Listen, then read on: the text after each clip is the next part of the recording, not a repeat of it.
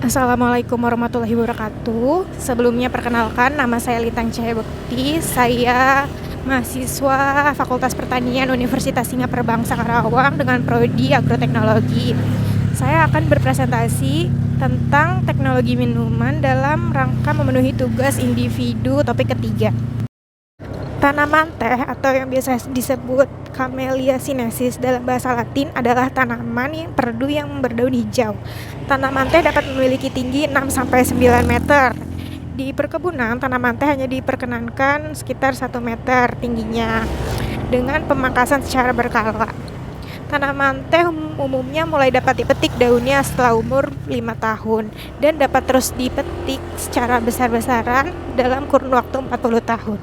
Berdasarkan proses pengolahannya, teh dapat diklasifikasikan menjadi beberapa jenis, yaitu teh fermentasi atau teh hitam, teh semi fermentasi, teh olong, dan teh tanpa fermentasi seperti teh hijau dan teh putih. Adapun penjelasan dari masing-masing jenis teh tersebut sebagai berikut. Teh hijau atau green tea diperoleh tanpa proses fermentasi, yaitu dibuat dengan cara menginaktif enzim fenolase yang ada dalam pucuk daun teh segar dengan cara memanaskan sehingga oksidasi terhadap katekin atau zat antioksidan dapat dicegah. Pemanasan dapat dilakukan dengan dua cara, yaitu dengan udara kering atau pemanggangan atau sangrai dan pemanasan basah dengan uap panas atau steam. Begitu pula dengan teh putih atau white tea. Teh proses ini sama sekali tidak mengalami proses fermentasi, di mana proses pengeringan dan penguapannya jauh lebih cepat. Selanjutnya ada teh olong. Teh olong diproses secara semi fermentasi yang dibuat dengan bahan baku khusus, yaitu varietas tertentu seperti Camellia sinensis, varietas sinensis yang memberikan aroma khusus. Proses pembuatan dan pengolahan teh olong berada di antara teh hijau dan teh hitam, di mana teh olong dihasilkan melalui proses pemanasan yang dilakukan segera setelah proses penggulungan daun dengan tujuan untuk menghentikan proses fermentasi. Oleh karena itu, teh olong disebut sebagai teh semi fermentasi. Teh hitam biasa disebut juga sebagai teh merah. Teh hitam melalui fermentasi. Dalam hal ini fermentasinya tidak menggunakan mikroba sebagai sumber enzim, melainkan yang dilakukan oleh enzim fenolase yang terdapat di dalam daun teh itu sendiri. Pada proses ini, sebagian besar katekin dioksidasi menjadi teavalin dan tearubigin, suatu senyawa antioksidan yang tidak sekuat katekin. Proses pengolahan teh menurut Tidao dan Spillane, pengolahan teh terbesar didominasi dalam bentuk teh hitam, sisanya teh hijau.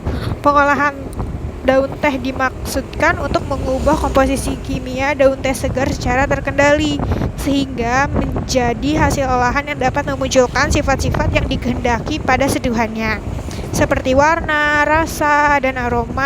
Berikut tahapannya. Yang pertama, penyediaan pucuk daun segar. Yang kedua, pelayuan, yang dimana dilayukan selama 14-18 jam. Yang ketiga, penggulungan atau rolling. Yang keempat, ada penggilingan. Yang kelima, ada sortasi basah, yang bertujuan untuk memperoleh bubuk yang seragam dan memudahkan dalam sortasi kering. Selanjutnya ada fermentasi, selanjutnya ada pengeringan, dan selanjutnya ada sortasi kering, dan yang terakhir ada pengemasan. Pembuatan minuman teh kemasan. Bahan-bahan yang digunakan adalah bahan baku yang meliputi daun teh kering, air, dan gula, serta bahan pembantu yang meliputi konsentrat, asam askorbat, flavor, asam sitrat, dan natrium sitrat.